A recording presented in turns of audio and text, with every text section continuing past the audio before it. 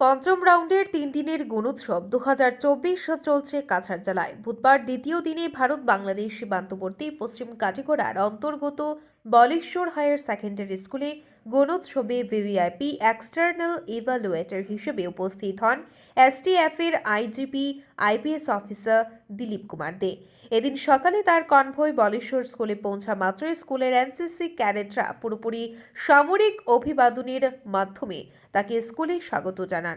এরই সঙ্গে মাতৃকোটির দ্বারা শঙ্খধ্বনি উলুধ্বনি দেওয়া হয়।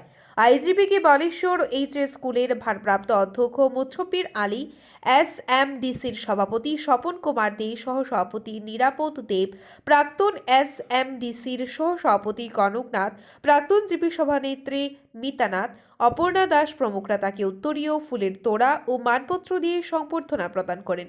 দেশকে পরাধীনতার বেড়াজাল থেকে মুক্ত করতে নেতাজি সুভাষচন্দ্র বসু যেভাবে ইংরেজদের চক্ষুশূল দৃষ্টি এড়িয়ে ভারত ত্যাগ করেছিলেন, পড়ুয়াদের উদ্দেশ্যে বক্তব্য রাখতে গিয়ে দিলীপ কুমার দে তার বর্ণনা দিয়ে নেতাজির মতো দূরদৃষ্টি সম্পন্ন দৃঢ়চেতা মানুষ হবার জন্য আহ্বান জানান।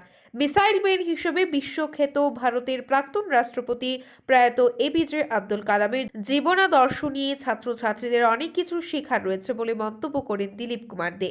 এদিন এসএমডিসি ও মাধ্যমিক পরীক্ষা কেন্দ্র কমিটির সদস্যরা সহ স্কুলের শিক্ষক শিক্ষিকারা উপস্থিত ছিলেন। ব্যুরো রিপোর্ট, আজকের বরাক। আমি বিশেষ করে গুণোৎসবে ভাগ নেই, আমরা না আসলেও পারি, কারণ শিক্ষা বিভাগের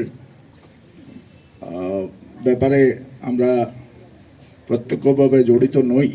কিন্তু আমি বিভিন্ন জেলায় 4টা গুণোৎসবে অংশগ্রহণ করেছি। করিমগঞ্জ, তিনসুকিয়া, কামরূপ এবং এইবার কাছাড়।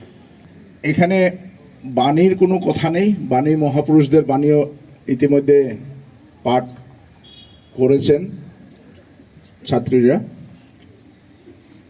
যে 3 জন মনীষী মহাপুরুষের উল্লেখ করা হয়েছে, তাদের পথ অনুসরণ করে যদি সবাই চলতে পারি, তাহলেই জীবনের লক্ষ্যে পৌঁছানো যাবে। আমি এই 3 জন মহাপুরুষের ওনাদের নিজস্ব যে বাসস্থান, জন্মস্থান, সবগুলোতে গিয়েছি।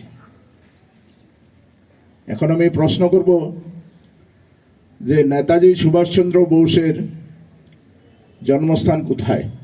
কেউ বলতে পারবে? আদি বাড়ি?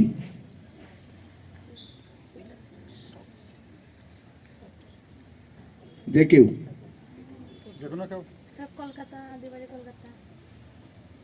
কলকাতাতে আছে, কিন্তু ওনার জন্মস্থান অন্য জায়গায়, অন্য রাজ্যে, উড়িষ্যার কটক। এখনো সেই বাড়ি সুরক্ষিত আছে, মিউজিয়াম এগুলো সব দেখেছি। স্বামী বিবেকানন্দ,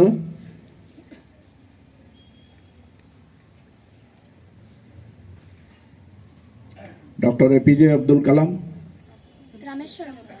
আপনারা দেখছেন আজকের Barak, a house of digital media.